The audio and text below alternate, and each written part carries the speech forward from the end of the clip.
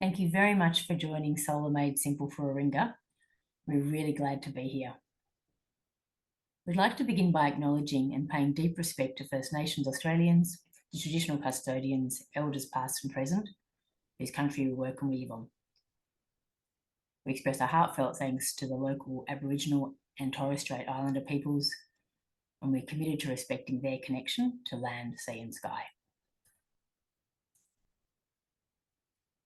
We're very glad this evening to welcome Zali Steggall, Independent Federal Member for Warringah, who will provide an introduction. And then we have Chris and I giving our presentation. Over to you, Zali. Thank you very much. Thank you, Ursula, and hello, everybody. Welcome. This is going to be a good and informative and fun night for everyone.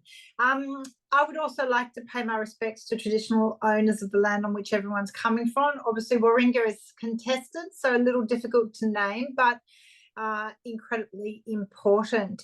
And as we are, post-referendum acknowledging the incredible contribution, I think it's important that we all reflect and have that opportunity to think of what part we can play moving forward.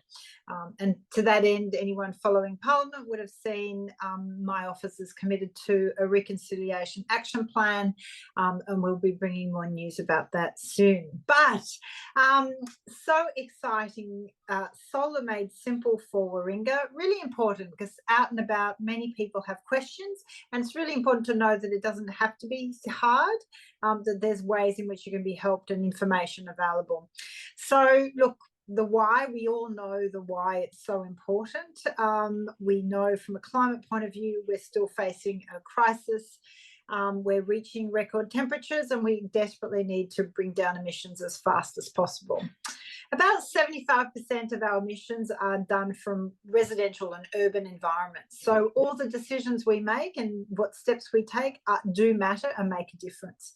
We also have a cost of living crisis. So we know that addressing some of those inflationary pressures for people, which often comes from energy, is really important. I don't know if we've got an echo happening on the shot, but anyway, I can hear someone's noise in the background. So from a cost of living crisis, you can also help your bills by going solar, putting rooftop batteries, and really getting more efficiency, looking at EVs and things like that.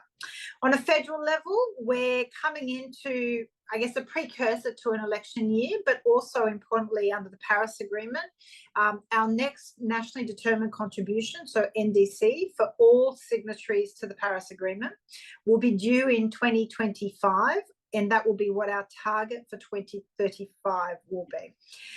So incredibly important this year that we raise awareness and really push the government to be ambitious when it comes to its targets. So I have a campaign of emissions reduction of 75, a floor of 75% by 2035.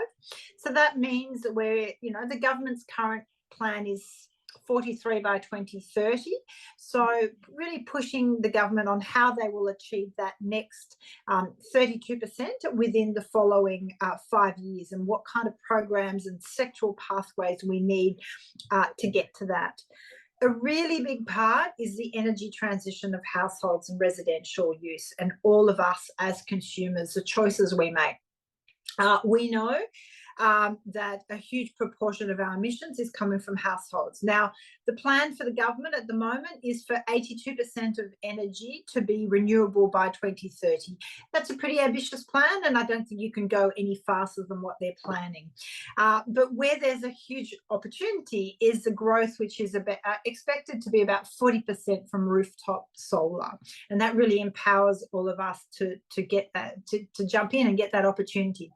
And obviously that's where on an individual level, that's where we can all make a difference. So urge everybody, if you haven't already, to get some information around installing rooftop solar and be really part of that transition to get off dirty fuels, so coal and gas.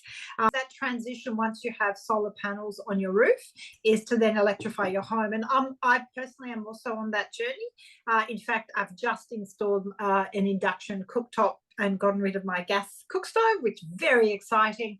Loving it. It cooks fantastically. You know, it is a decision you have to make.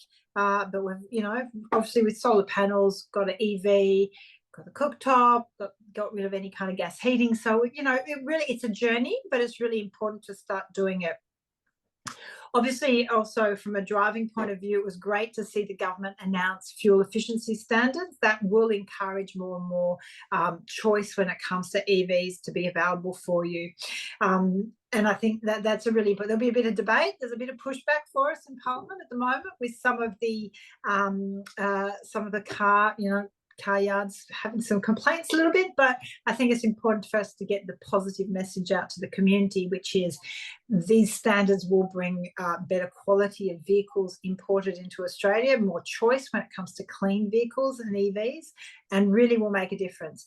Keep in mind, 20% of our emissions nationally are from transport and mostly from road usage. So, because as the population grows, so does road usage and cars. So, you know, it's a really big issue that we have to really do a lot around.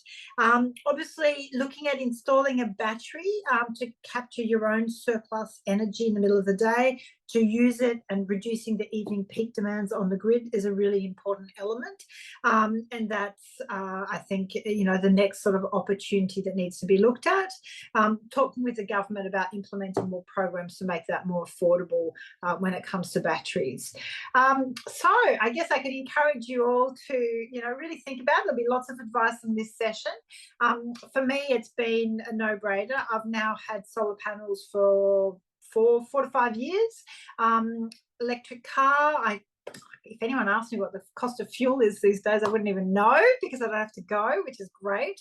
But I do know it's a big part for a lot of people in their households. For those who can't switch everything right now, I would encourage you to look at ways in which you can offset at least. I know not everyone likes offsets, but if you're on your journey but you want to reduce your footprint, for example, my fleet car from the government is a hybrid and I offset its emissions through Green Fleet, so that at least, whilst it's not a perfect solution, I can at least you know, consider it a carbon neutral vehicle for the moment until the government has better choices in place. But my personal car is an EV, which I do love. My next, I mean, I've just done the induction cooktop, which was expensive, I have to say, but very happy with it. Cooks great. The next step for me will be the hot water pump. That will definitely, that's my next to-do list. And the battery, I'm looking into it, of course, because it really brings up the efficiency of your household. So thank you, Ursula and the team. Thank you to Zero Emissions Solutions, really to and Zero Emissions Solutions Sydney North for all the great work you're doing in helping our community transition and making it easy for people to understand what are the next steps they can take.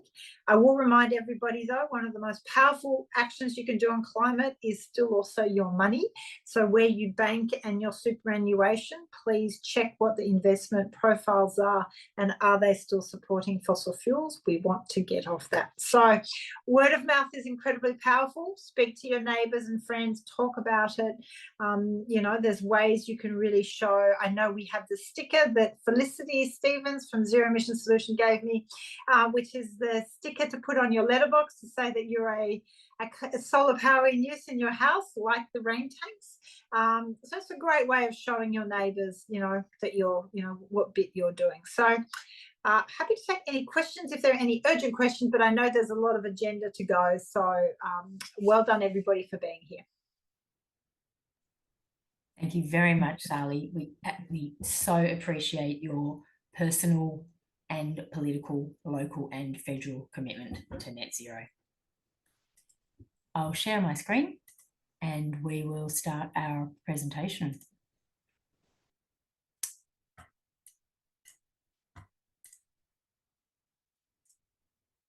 So Chris and I from Zero Emission Sydney North are presenting today. This presentation goes for about 45 minutes and then we have 15 minutes for questions and answers at the end. Chris and I are also happy to stay on for people who want to ask further questions after that, but we're also everyone who wants to leave by 8:15, which is the finishing time, is very welcome to leave then as well. You can ask your questions in the chat as we go, because Anne Charlotte, who knows quite a lot about solar and batteries, is able to answer some of those questions as we go. But then we also have verbal Q&A at the end. So we're going to cover savings and environmental benefits, what size, which panels, why should I get a battery, how much is it going to cost, how do I choose an installer, local case studies to hear how well other people are doing with their solar, and time for Q&A. Who are we? We're completely independent local volunteers. So a not-for-profit community association. This is what we do to try and, with our climate concerns and what we try and do to advance climate solutions. So our view is that everyone can be involved in some way in climate solutions, and en masse we're incredibly powerful, and we collectively, by how we vote, by how we use our money, by getting solar, by switching to renewable energy, by the choices with our money, we collectively have a huge impact. We work with councils, state, federal MPs, businesses and groups, because if everyone in our community does something, we achieve a huge benefit collectively. And the reason we focus on solar is because it's one of the largest sources of emissions in our area, and switching from fossil fuel electricity to renewable energy electricity has a huge reduction in emissions effect. We're going to cover rooftop solar and batteries. Why install solar? Why are you here? Please feel free to pop into the chat. Are you interested in just solar? Are you interested in solar and a battery? Have you already got solar and you want a battery? And also, please feel free to pop into the chat. What's your main reason for installing solar and or a battery? For us, some of the key points that people tell us are huge savings on power bills right from the date of installation. Your system will be paying for itself within about 3 to 7 years, depending on your household. But these are systems with 25-year warranties, so you get quarterly savings for the next 25 years. In fact, the estimated return on investment is about 15%, which is superb. Also, you're making a huge difference. You're reducing your household emissions, which are one of all our personal highest sources of emissions. You're providing renewable energy to the grid. It's a powerful community signal. By you getting solar, you will influence your friends and neighbours. And you're overall significantly accelerating Australia's clean energy transition. So thank you very much. Just a couple of quick case studies to whet our appetites and remind us just how beneficial this is. That's me on the left. My system is not particularly big. It's about 6.5 kilowatts.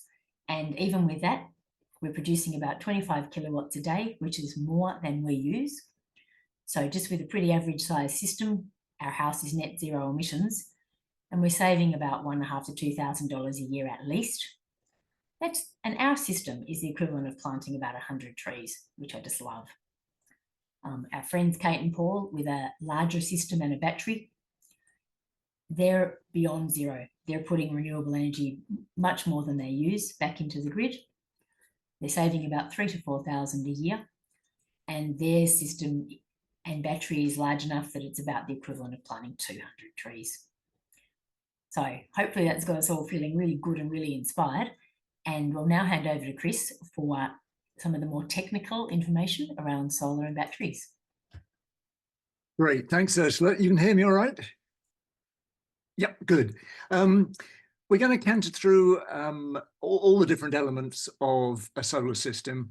Many of you will be familiar with all of this, or at least some of it. By way of introduction, here's the overview, looking at the major components. So obviously, the first thing everybody's aware of is the solar panels on the roof, which convert the energy from sunlight into direct current electricity. That flows down to the inverter, their number 2, which converts that direct current into alternating current of the correct voltage to feed into your distribution board in your house. Third thing there, the smart meter. This replaces old style spinning disc meters. And the purpose of it is to allow your retailer not only to charge you for what you import from the grid, which they do now, but to give you credit for what you export by way of a feed-in tariff, which varies with retailers, but is still a significant income on top of the savings you're making from using your own electricity. Number 4 there, the battery. We're dealing with all of these in more detail later on, but obviously the battery increases your self-sufficiency because you're able to store your energy from the daytime and use it in the evening. And number 5 there, we've just shown the EV, which increasingly is a key part of your home energy system. At this stage, because you can charge from your own solar electricity, and in the future, you'll be able to use that battery both to draw on and feed power back into the grid to support storage for everybody in the grid. Before we go on, I'll just mention the one thing we don't come to later, which is underneath the panels, the unseen but vital technology, the racking and brackets which hold the panels to the roof. Many people will have terracotta tiled roofs, and in that case you have stainless steel brackets which tuck under individual tiles and screw down onto the rafters in the roof. And then the terracotta tiles put back on with a grinding so the bracket doesn't lift it up. If you've got a ColourBond roof, it's simpler because they simply use the existing bolts from the sheeting to hold smaller bracket, and then only put in a slightly longer screw to hold the bracket. Only other thing to say, terracotta roofs, when they're doing the work, they may break some tiles either by moving them or treading on them, so you need to have some spare tiles. ColourBond roofs, easier, stronger, but are a little more slippery. So if there's any damp, there'll be a little bit of a delay. So that's just an extra consideration. Enough of that. Let's move on. We're just going to do a quick reminder, and already in this presentation, we've slightly misused some of the terms. So let me just clarify the difference between power and energy. So your electric kettle on the left there is rated in power, for instance, 2 kilowatts, which means it boils a litre of water in about 2.5 minutes. It's the rate of using energy. If you operated your 2 kilowatt kettle for an hour, you'd actually boil about 25 litres of water, and you'd use 2 kilowatt hours of electricity. And that's what you pay for. On your bill, you see you get a certain number of kilowatt hours. I've said here 1,620 kilowatt hours, which is an average of 18 a day for 90 days. And there's a bill saying $567. And just for comparison, 2 kilowatts of solar panel would be with the present size panels, about 5 panels. So 5 panels of 400 watts each would generate at peak 2 kilowatts. And panels are always described by their peak.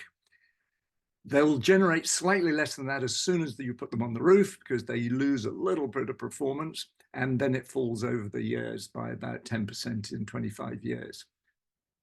And just again, for a number to be able to use in the future, on average over a full year, a kilowatt of solar panels on a north-facing roof will generate in Sydney around 1,400 kilowatt hours.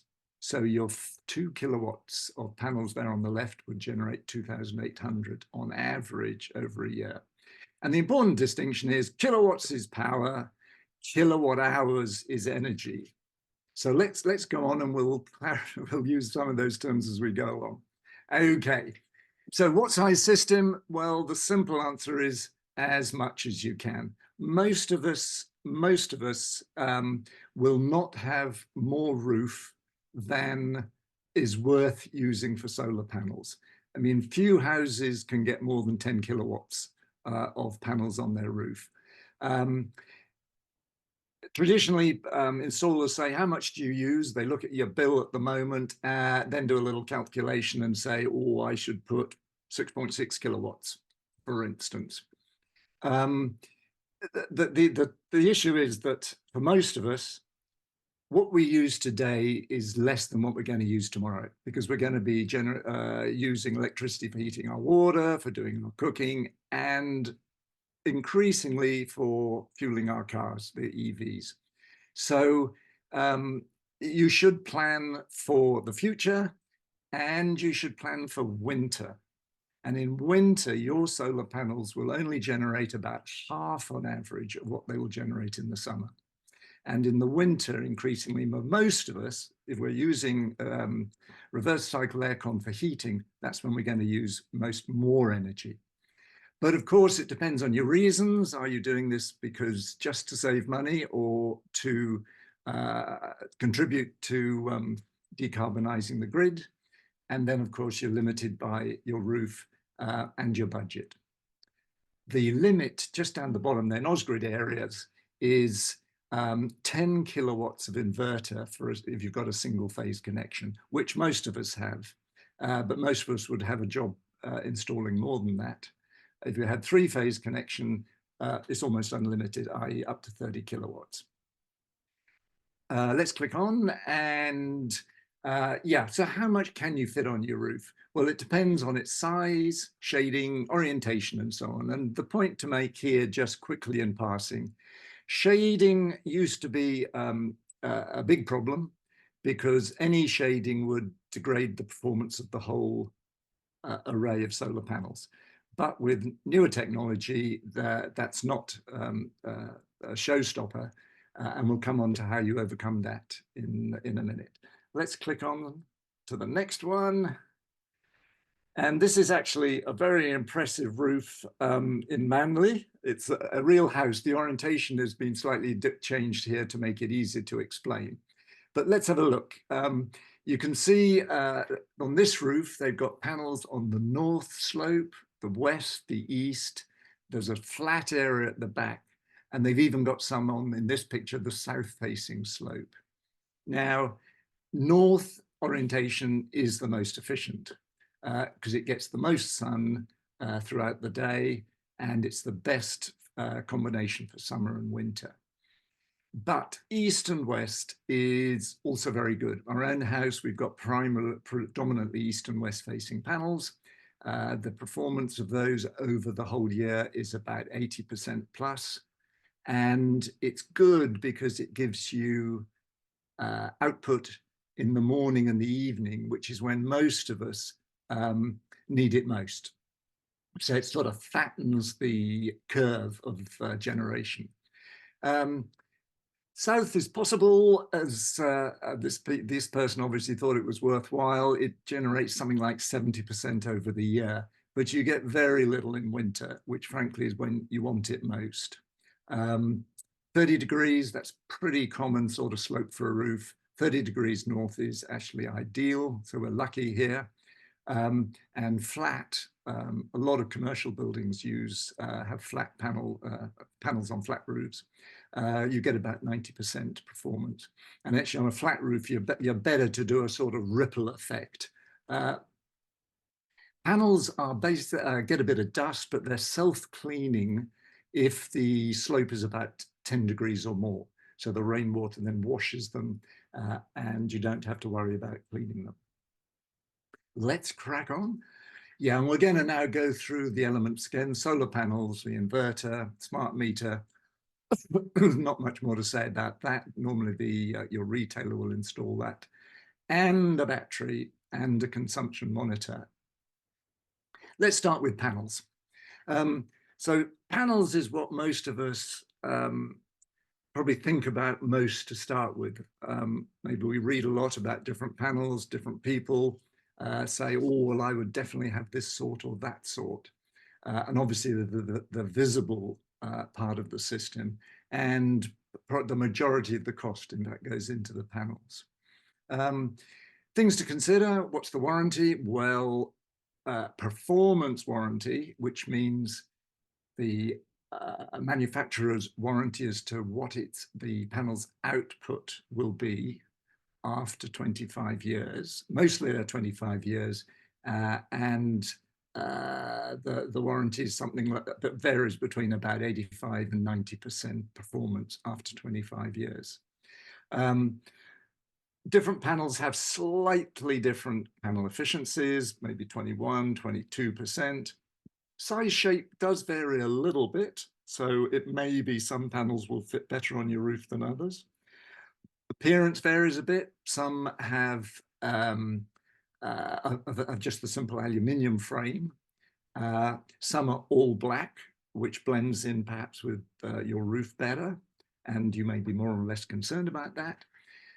The vast majority of panels are made in China, but some are made in Singapore, South Korea, and that may affect your choice, and the price varies significantly. Next picture. Here's the key message. Solar Quotes, the Solar Quotes website is a great source of information. That's where I actually get most of my information from. And here is a really good picture, if you like, perspective on solar panels. I hope you can see that, but on the left there, they've shown panels on the left side, what they think they called entry level, and the right side, the more expensive panels. And the point to note there is there's quite a lot down the left, from Canadian Solar at the top down to Trina at the bottom. And there's only a few on the right. And the ones you'll most commonly see on the right are the REC panels and well, in fact, Q cells is on the slightly left, isn't it? Can't spot the Q cells at the moment. The message is, don't get hung up about choice of panel. If you want a sort of premium, because you value the quality and reliability, you can go for the REC panels. They have slightly higher performance. They're about nearly twice the cost of the panels on the left.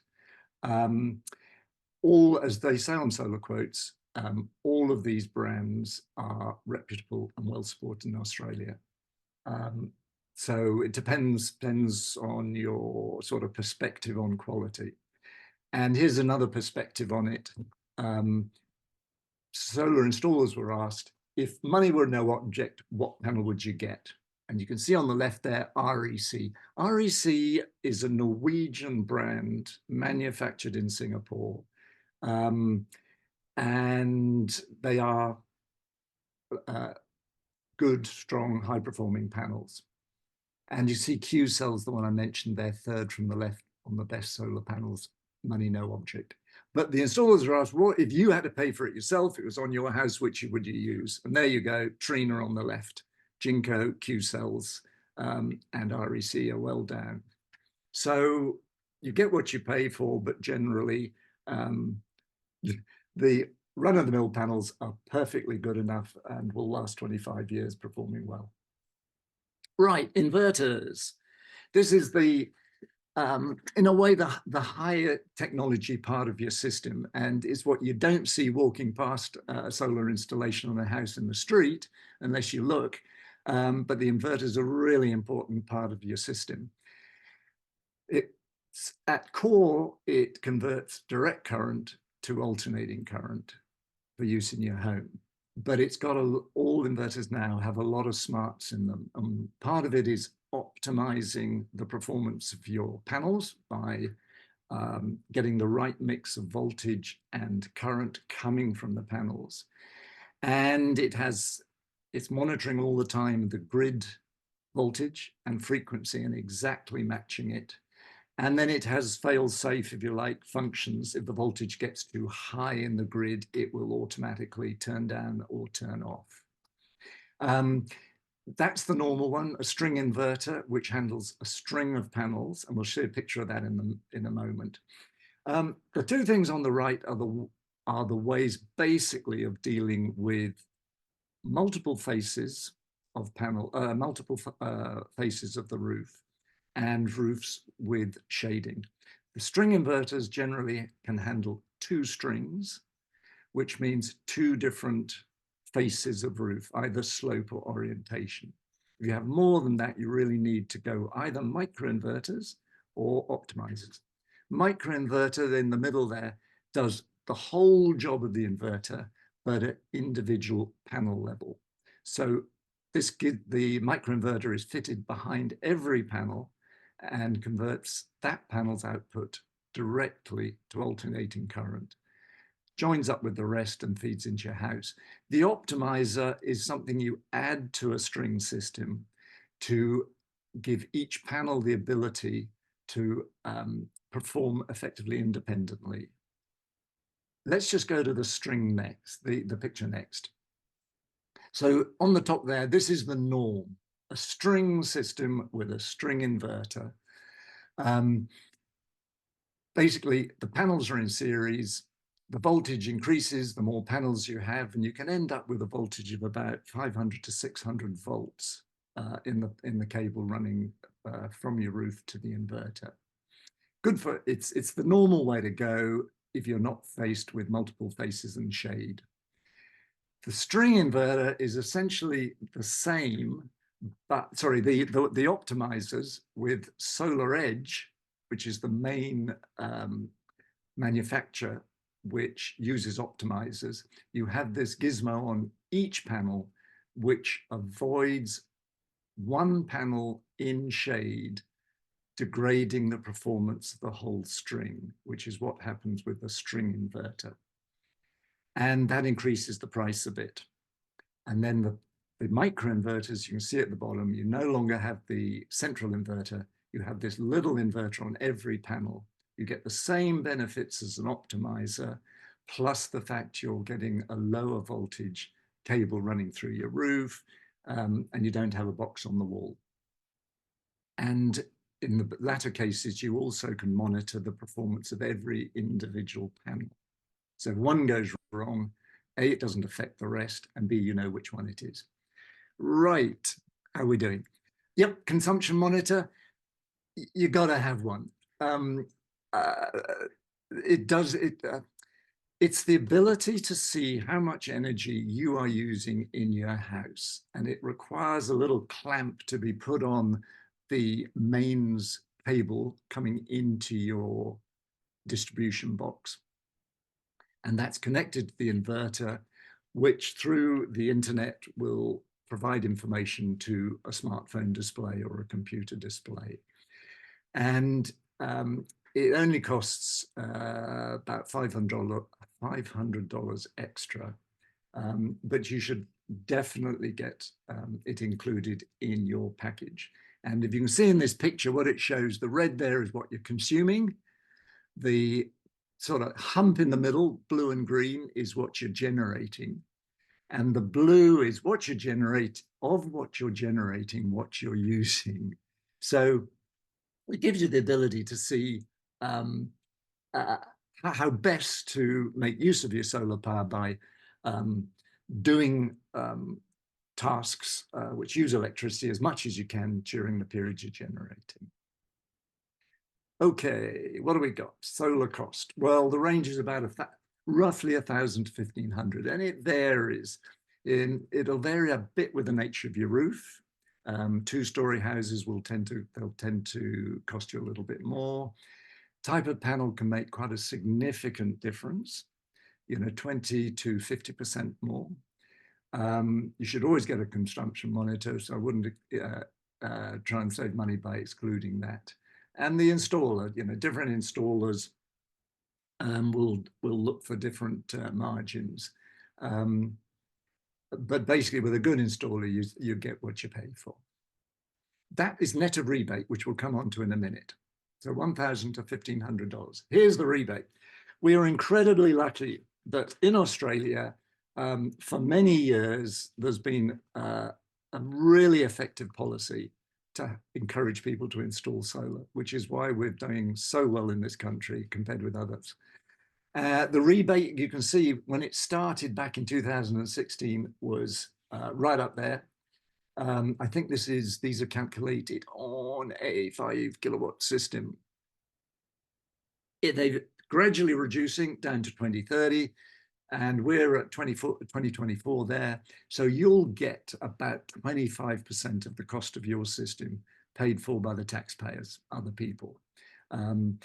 It's a really big help and a really valuable, but it will be discounted by your installer, probably as a separate item on their quote, under small scale technology certificates, STCs. You sign them over to the installer, they debt the credit automatically, but you get the discount. For solar panels, not for batteries. Right. I think we'll keep moving rapidly along here. Why get a battery? Well, a battery will give you the ability to use considerably more of your generated electricity. You're generating it during the day. In winter particularly, you'll be using a lot of your energy during the evening for heating, cooking, etc. A battery basically allows you to store your energy from daytime and then use it later. You'll therefore save quite a bit of money because the evening is when the rates are highest. You'll be able to, well, the next slide I think illustrates, let's just take in what, okay. So you're going to get savings because you're going to be using your own energy in the evening. We got a battery. We've only got a relatively small solar system, 5.4 kilowatts, but it means most of the time we don't import any energy at all, and we export quite a lot. So we're saving on the left there. We get a small amount of money, earn money from on the right from what's called a virtual power plant. We get about $15 a month just for having the battery available in case the grid needs support. They hardly ever use it. You get capability if you pay and have the right battery, pay a little extra in the installation for backup power, not only so that you can use the battery when there's a power cut, but you should ensure that you also get, I think they called it black start. In other words, your battery will allow your solar panels to generate even if the grid, if the mains supply is cut, and not all do that. And for me, the biggest thing, it makes me feel extremely good because we are not using electricity during the evening peak. And it's the evening peak which is sustaining the coal generators. So, and it's also a great feeling, I must say.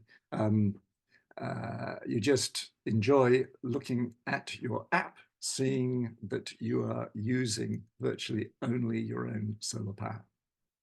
Let's click on the next one. Okay. Here's a few pictures of batteries and a little bit of detail. These are all shown in relative size. Along the top, you've got Tesla Powerwall, and you can see the figures here are in kilowatt hours of storage.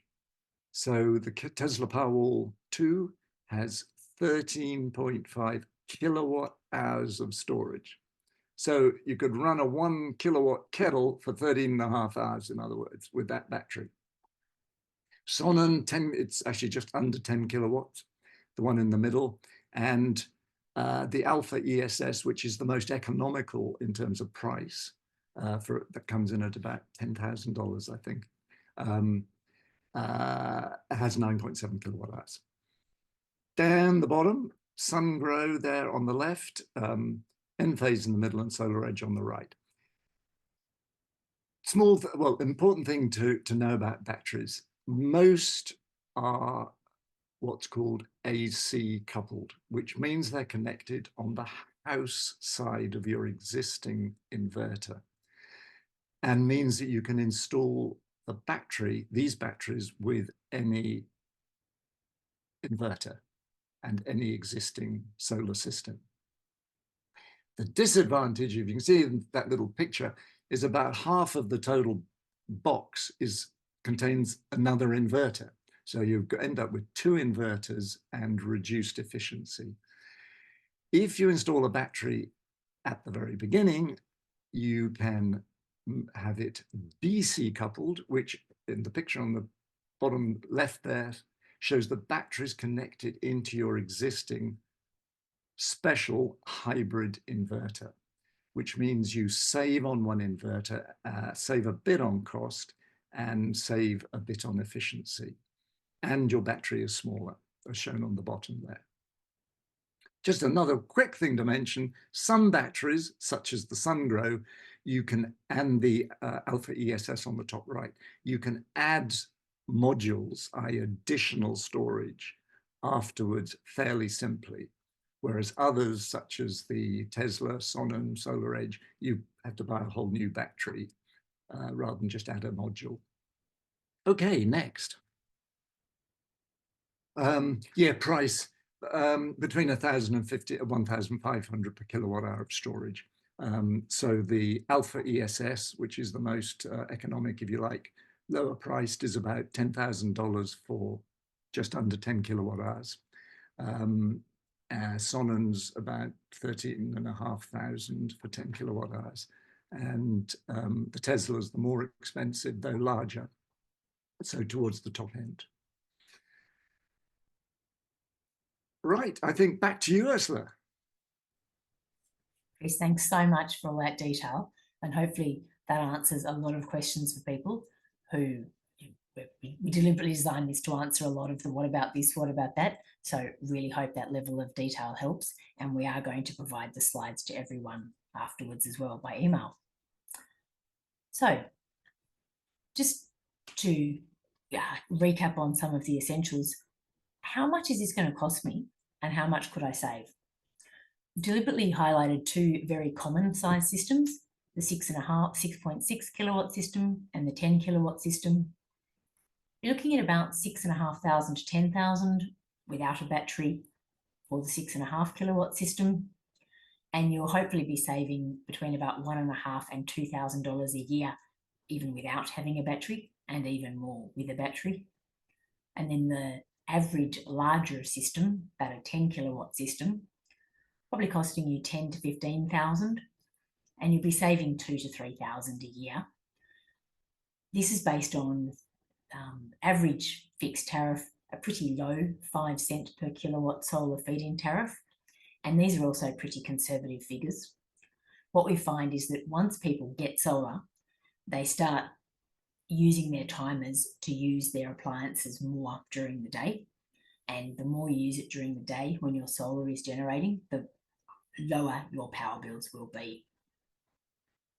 But any way you look at it, this is one of the few things in your home that you pay for that genuinely pays for itself and provides you with years and years of savings through its 25-year lifespan.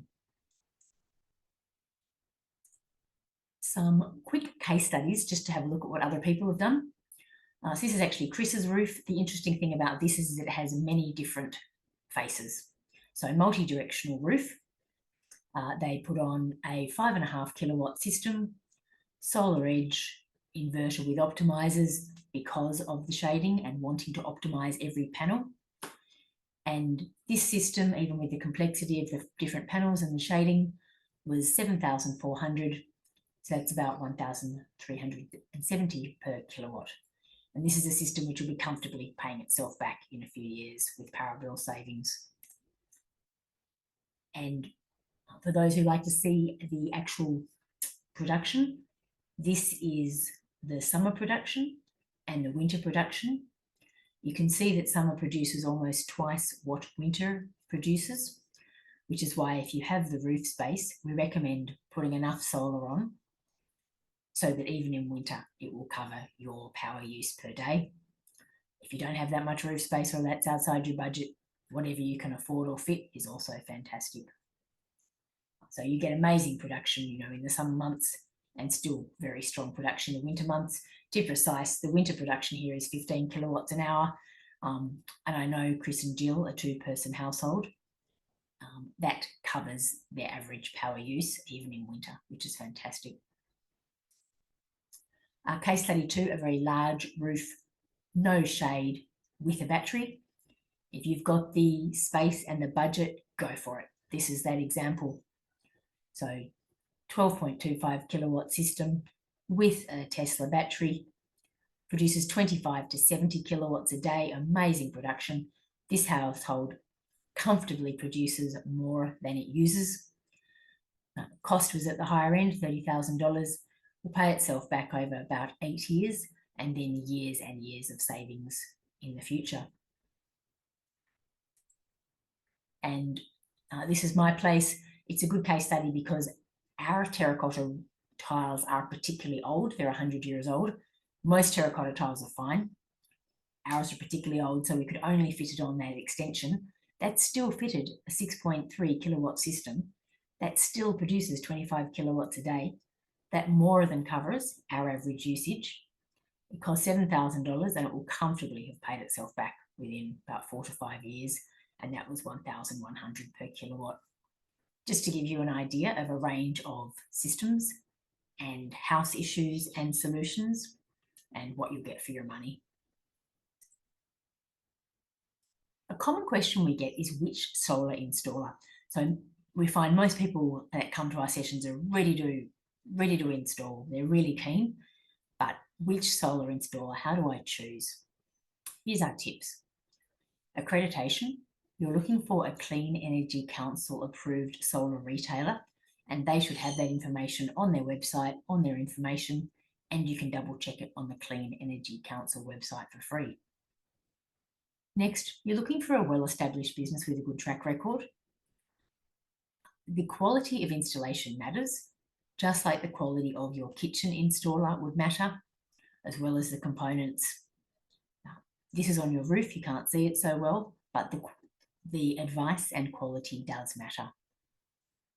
Generally looking for someone who's local.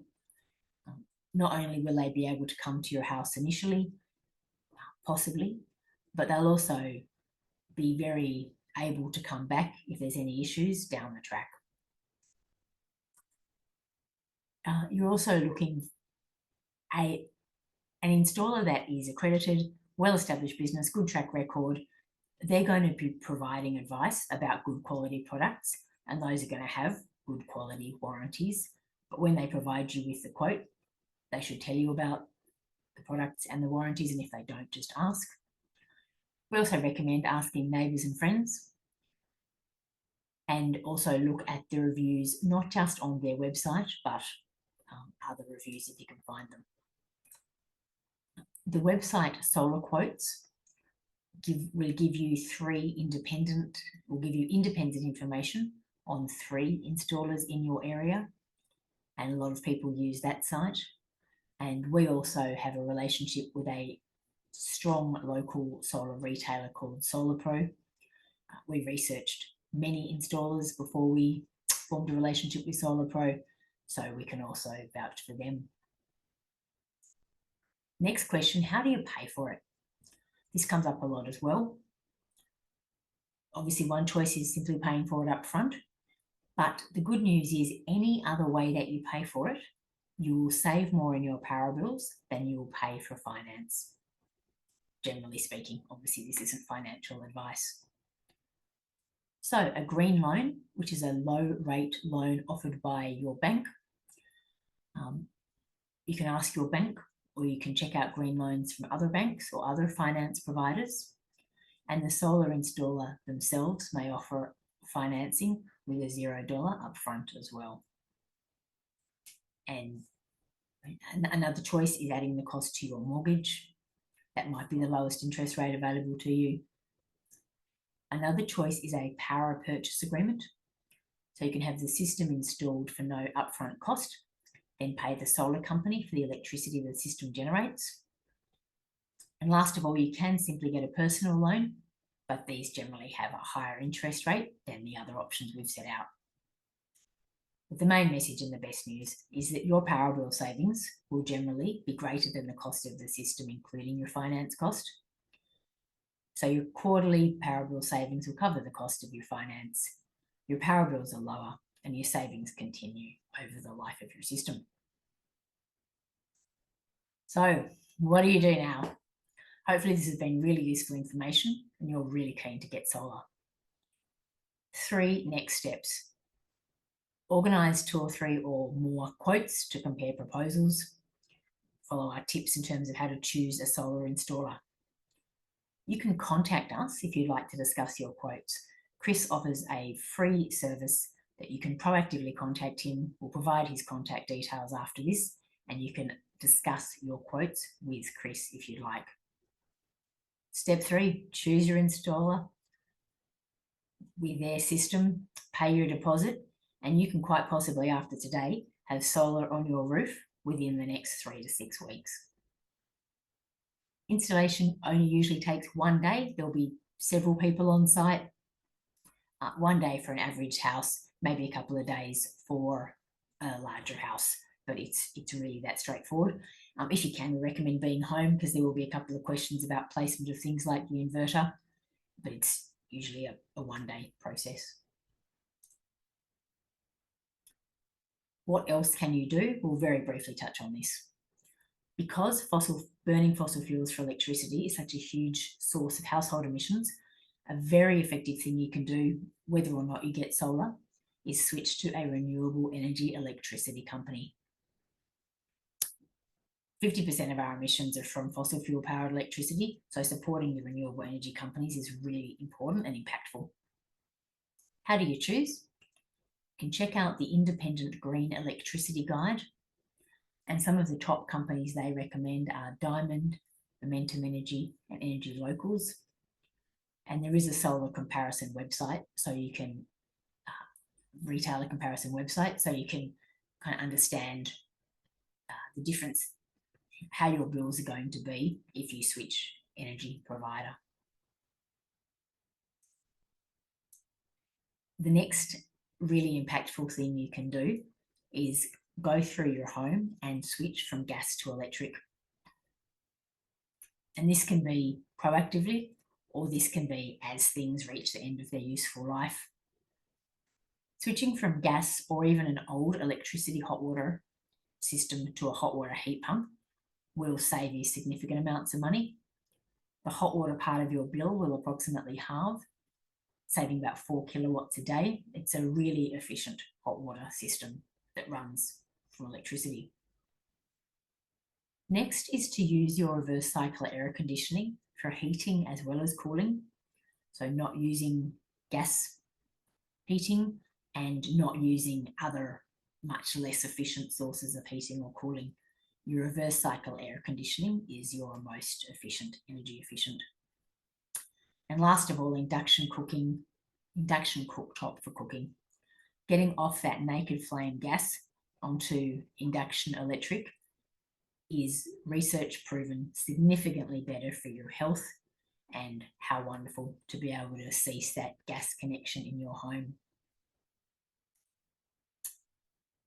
Thank you all so much. We will email everyone with follow-up information, and we now have 15 minutes for questions, and we're also happy to stay on afterwards if people need. Feel free to ask your questions in the chat or unmute yourself and ask them live.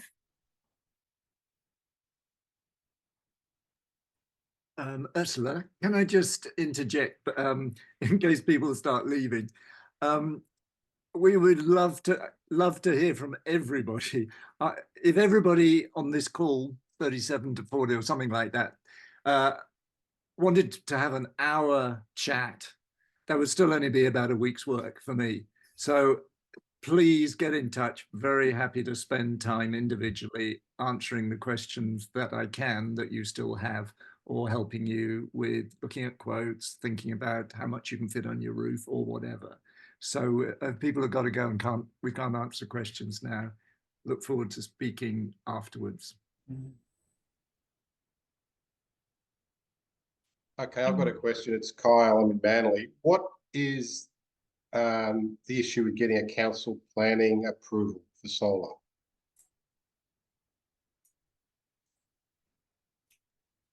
Are you asking if you need council approval? Because Yeah, just generally, just not my house particularly, but do you generally need to get approval?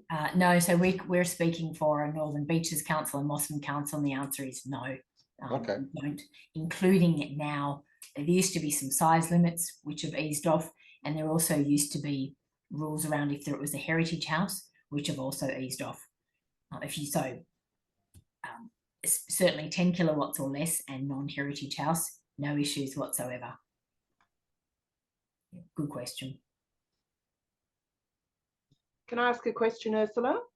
Yes. Hi, Jackie. Thank you. Hi, Ursula. Thanks, Chris and Ursula. I popped it in the chat just in case anyone else was interested. We have 2 EVs. I'm very happy with them, but wanting to know whether anyone knew when the likelihood of New South Wales perhaps getting vehicle to grid, vehicle to home, vehicle to X might come online.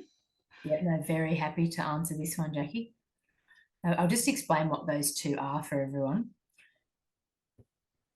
So there's possibilities for your car battery to be two-way.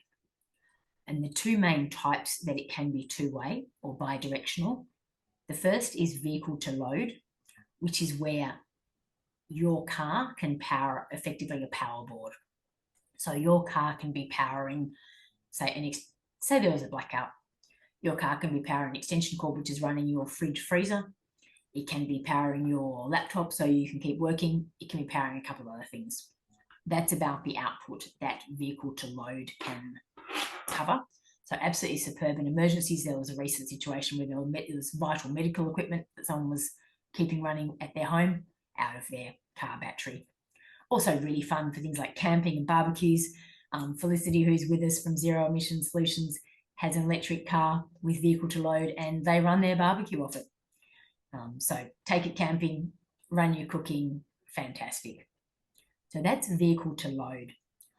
What cars have vehicle to load at the moment? These are some examples. The Hyundai Ioniq 5 and 6, the Kia, BYD Atto all have vehicle to load. If you're looking at an EV and that's important to you, just ask if it has vehicle to load. The other type of bidirectional is vehicle to grid. And this is where it's a much higher output, where your car battery could potentially be powering your house. It's not your full house with everything running, but it's like a whole circuit rather than just a power board. But bidirectional vehicle to grid charging exists in the US, the UK and Denmark, among other places. Their EV batteries are powering their homes and offices, normal running and also for emergencies. ARENA, Australian Renewable Energy Agency, did a trial in Canberra with Nissan Leafs. And basically, while Australia is looking at it, while it's the direction we're moving, it's not actually functional in Australia yet. So what to do about that? Some people are simply waiting to buy an EV until it's functional. Other people are deliberately buying a car that in theory has vehicle to grid charging, even though it's not actually functional in Australia yet. And other people aren't fussed. So up to you. In terms of what EVs in Australia currently have vehicle to grid capability, it's those with a CHAdeMO charge port. So Nissan Leaf, Mitsubishi Hybrid, Mitsubishi Outlander are some examples. So vehicle to load, yes, functional, great in power outages and fun. Vehicle to grid, theoretically possible, happening in other countries, but not actually functional in Australia yet. Does anyone have any other questions? And we can also, we'll also look at questions that have come through in the chat. Oh, and Anne Charles just said, Colour Maker, who we know as local Brookvale champions, has installed a huge battery made out of Nissan Leaf batteries, which is fantastic. Oh, it's actually worth noting too, this comes up. Your average car battery, electric car battery, is maybe 50 to 75 kilowatts. When it gets to the end of its useful life, it'll still have, say, 10 kilowatt approximately left, and it's possible in the future that your old car battery can be repurposed. It's Donna here in Manly. I have a question. What about the possibility of solar panels on a north-facing wall? Is that a thing?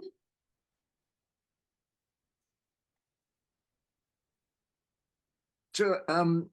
Sorry, was that Donna?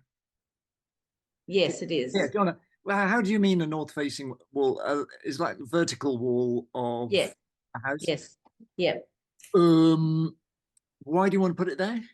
Oh, well, on our property, we're in a duplex and we have the top floor with one room, which is a sort of laundry utility room, but it Yeah. gets lots of sun on the walls as well as on the flat roof. So I'm Right. just wondering if our roof is not big enough because it's only about 3 by 4 meters, whether it's feasible, like, is it a thing to put panels on the wall, or should they all be on the roof? No, I mean, I can't just do the maths in my head quickly, but I mean, in fact, a north-facing vertical wall in winter would give you pretty good performance because the sun will be low as it comes across. But in summer, you'd get really very little because the sun would be almost overhead. I mean, you could angle them away from the wall depending on if anybody else has got a stake in it. No, we can't really. I think the economics would mean it's probably not worth doing. I mean, but your 3 by 4 roof, you could get something on it perhaps that would be worth. Yeah, well, it doesn't actually have any eaves, this roof, so we were actually thinking of re-roofing. That might be a better solution, making it a bit wider. Yeah, yeah. Okay, yeah. And you might be pleasantly surprised by how efficient panels are now in terms of what a 3 by 4 space does. So they're more powerful in terms of, like, almost at the stage now where simply 2 panels, which is 2 meters by 1 meters, you almost only need 2 panels per kilowatt. So yeah, you might be pleasantly surprised by how much solar you can actually get out of a 3 by 4 meter roof. Yeah. And Donna's just I can see. Oh, yeah, you go, Chris. Well, I was only going to say, if you want to just send an email afterwards, and we can have a quick look at your roof and your wall, and just see if there's a practical solution. Okay, thank you. I can see your questions that you repeated in the chat, thanks, but you've also got your hand up. Thank you. Oh no, I just wanted to draw your attention to those questions, especially the one I think that lots of people are wondering whether the prices of batteries are going to come down. Does it make sense to wait? Or and with solar systems as well, are they going to become cheaper? What's the cost of waiting? I would suggest, who knows? I mean, panels should come down, batteries in a way should, because the volume goes up, but then on the other hand, there's going to be global competition for the materials and the products. I think my own thought is it's a mug's game to wait for technology always to improve. Get in. I mean, and there may be a state grant one day, same as there is in Queensland for batteries, but look, I would say get on with it. You'll wait forever otherwise. Yeah, just want to echo that, particularly in terms of solar panels. The technology has been around for a long time. It's not like there's any amazing breakthroughs that are going to reduce the price. There's significant demand for materials. There's significant demand for installers. In terms of Australia building costs generally, it's been proven that materials and labour have gone up significantly over the last 2 years. So solar panels, no reason to think prices are going to come down. And the sooner you get them, the sooner you'll unlock these savings. Batteries don't make as much money in the same way that panels do, but most things in our house don't. We don't buy most things in our house because they actually actively make us money. We buy them for different reasons. There's no particular reason to think the battery prices are going to come down, speaking to experts and looking at them over the last 5 to 10 years. But we went through the various reasons that you might choose a battery, and it's a range of reasons, not just financial. Chris, there's a question here. Are there many hybrid inverters available? Is that a question you can answer? Yeah. The main ones that I know of, and I know Anne Charlotte's given a reference to Solar Quotes, well, there'll be more information. SunGrow is, I think, a good choice. It's well priced.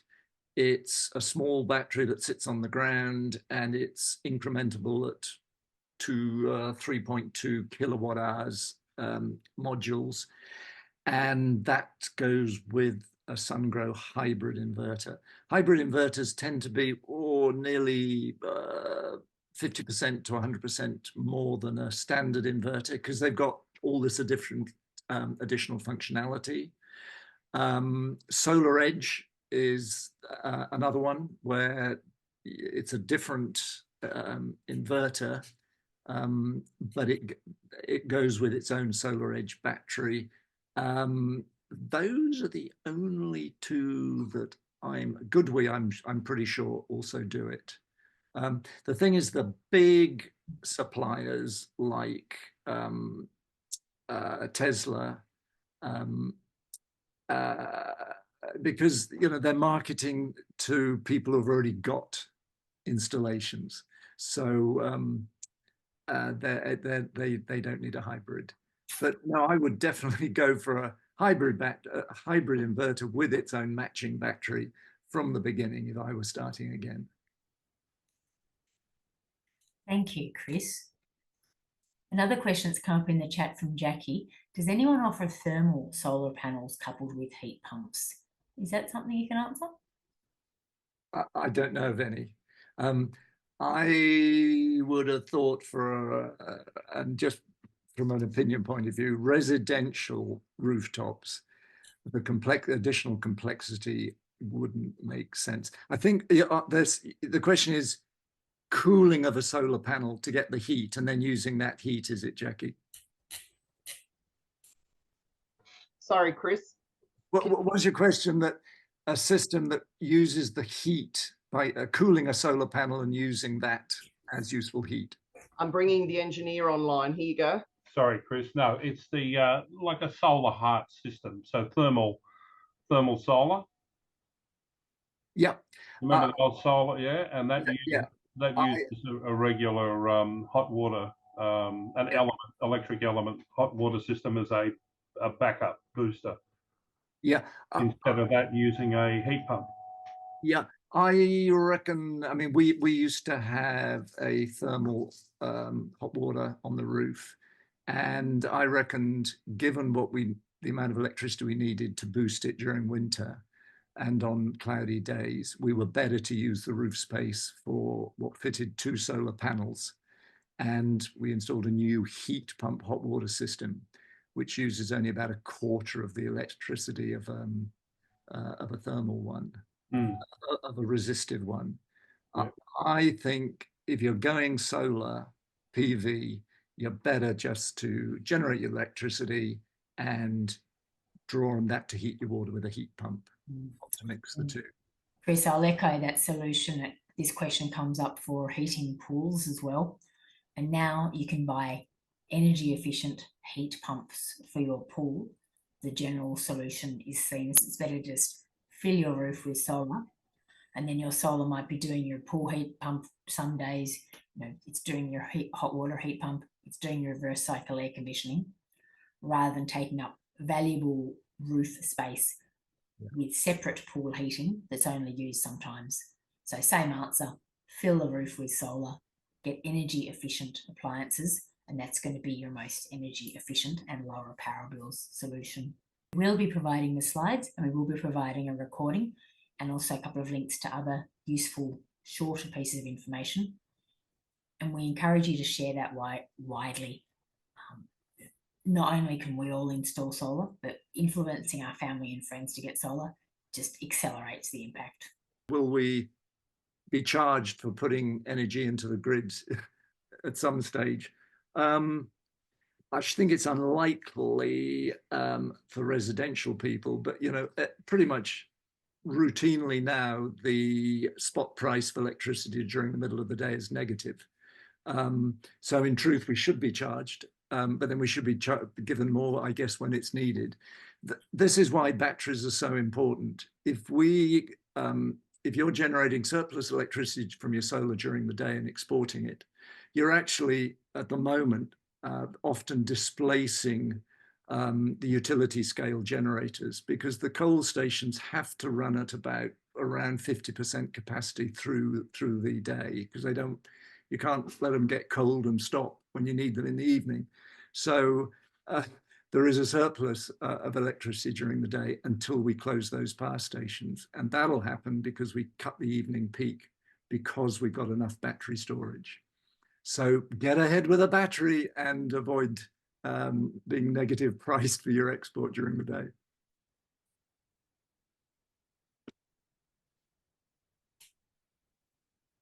Well, just want to thank everyone again for coming. We enormously appreciate your time and your commitment.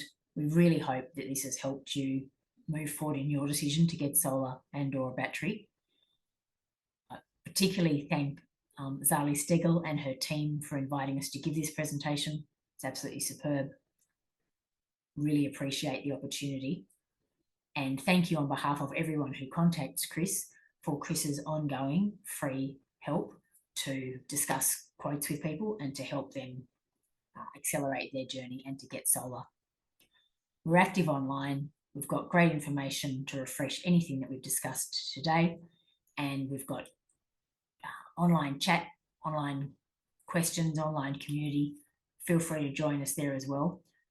Answer some questions, ask some questions, and hopefully just feel really inspired about how many people across Warringah are doing something for climate solutions. Thank you very much.